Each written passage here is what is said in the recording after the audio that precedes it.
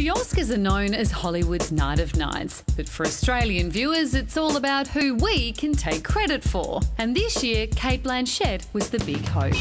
In the Best Actress category, Cate faced some tough competition from Old English Lady, Old American Lady, Space Lady and Girl from the Muppets.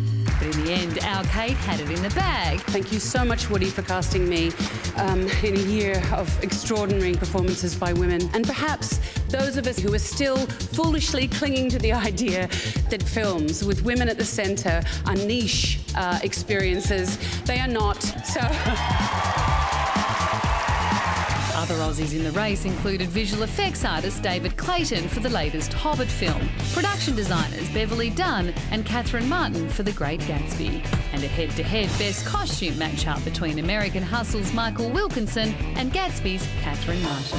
I do have a few words tucked into my bra. It's a very Australian thing to do. Believe it or not, though, there were some categories with no Australian involvement at all that people still cared about, like Best Supporting Actress. Thank you so much for putting me in this position. It has been the joy of my life.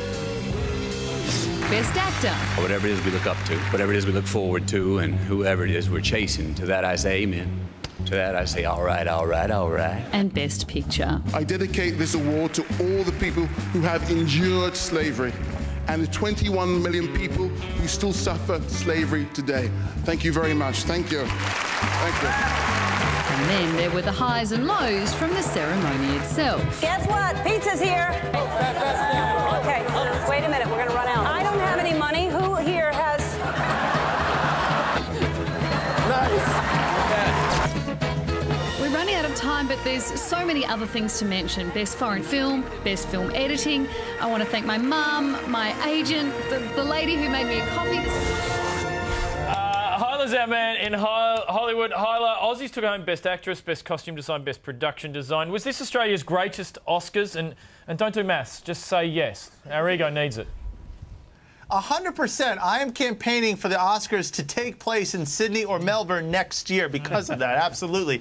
You have Catherine Martin, who obviously she's got 4 Oscars, I think, now, so she's the most winningest Oscar person in Australia. And then Cate Blanchett. You talk about the ultimate ambassador for your country. I mean, here's a woman whose speech, she doesn't care. She throws hashtags in there. She thanks Woody Allen despite all the controversy that is attached to him. Cate Blanchett, definitely a huge winner tonight at the Oscars. I just want to talk about Matthew McConaughey. I mean, when I think Matthew, I think rom-com, I think Failure to Launch, How to Lose a Guy in 10 Days, like 2 of my favourite films, Harlow. Now he's an Oscar winner. Yeah, I think you mentioned all films that he doesn't wear a shirt in, Carrie. And I understand that. It makes total sense to me. But even more so, his speech, it was so McConaughey, right? I mean, he thanked his dad who passed away. And in a book that his mother wrote, they talked about how his dad died while him and his mother were having sex. It just rounds out the entire McConaughey family. And it just makes this award even more special.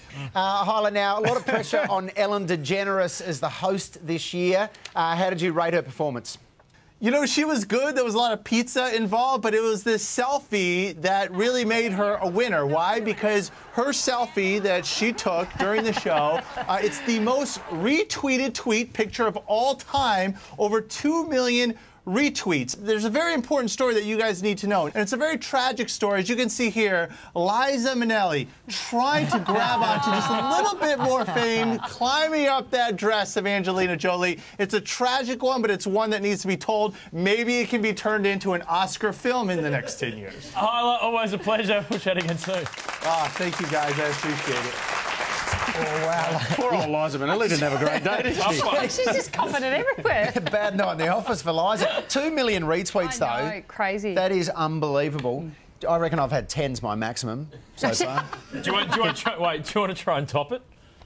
Do you want to do a selfie now, and we'll see if you can blow out your previous record of 10 retweets? Let's do it. I thought you were going to try and take on Ellen. I was going to say there's no hope of you getting 2 million retweets. All right, here we go. Come in here. Pricey, squeeze in. There's a little Liza Minnelli at the back. There we go. Can I be in it? Pricey, stand up. Yeah, right, okay. Okay, here we go. Oh, well done. All right. Okay. I'm going to tweet this with the hashtag Project TV, and I'll hook in the @the Project Hopefully you TV can get more as than well. 10. Yeah? We'll see if we can get more than 10. Hey, on the topic of tweets about the Oscars, interesting one here.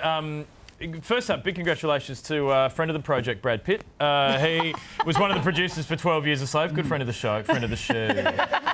So much a friend we couldn't get him on tonight. So anyway, 12 Years a Slave won Best Picture, but his mate, Don Cheadle, wasn't too happy with the headline that the Huffington Post used about 12 Years a Slave winning Best Picture. Slave takes top prize. Yeah. And that photo...